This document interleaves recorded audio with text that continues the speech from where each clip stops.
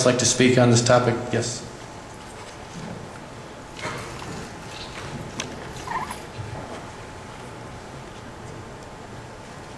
I have to put my second hat on now tonight, because one of the things that brought me to design review and brought me to the point of asking to be on design review is the fact that I had a client who could not bring his business to Elyria because of design review. This was a young man who was going to start up a used car lot. It certainly wasn't a terribly ambitious project, but to him it was the start of something. And his father had loaned him the money to get this going. And his father didn't have a whole lot of money either. And I was working for him pro bono. He had a lot of problems getting through this because there was some language difficulty. But there was a shed on this property, literally a shed. It was a slab, no footers. It had T2 siding on the building. The building was put up, it has 2 restrooms in it. And it was used previously for, I think it was I don't know if it was a golf range or something. But it's also right across the road from George's Roofing. So what happened with this young man is that we were going to improve this little shed, make it a little bit stronger, a little sturdier, put a better roof on it, and close it in, and put some real windows in it instead of what was in there. We came to design review. We had everything on the drawings, but we were going to use corrugated steel siding in red.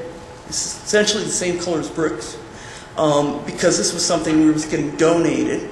We were going to put that on the side of this shed that literally I wouldn't put my dog in, to make it sturdier and make it better looking.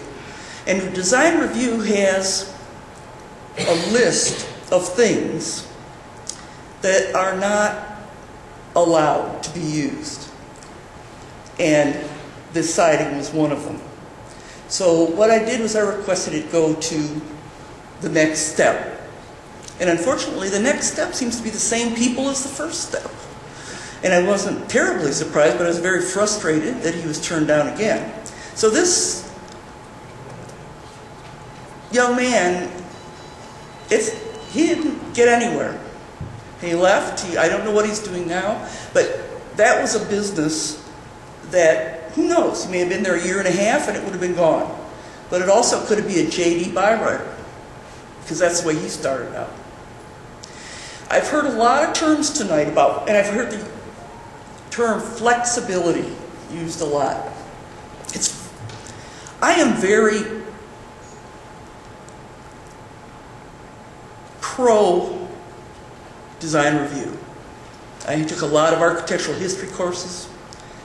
I've got a lot of respect for the history of cities. But cities are zoned. They're zoned for a good reason. Because this part's historical, and this part's residential, and this part has a business that might blow up, and this one over here is way out there in the middle of nowhere. Design review has to take those things into consideration.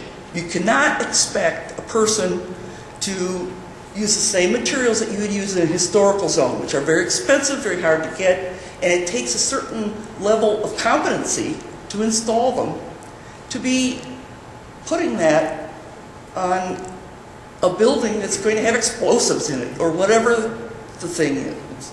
So we need to take design review and think a little bit about it in relationship to zoning. The other thing is, flexibility is very difficult unless you have knowledge about how to be flexible. Most of the people on the design review board see something on the list and it's yes or no. It's very straightforward. There's no flexibility because they have no previous experience with seeing those materials used some in a different way.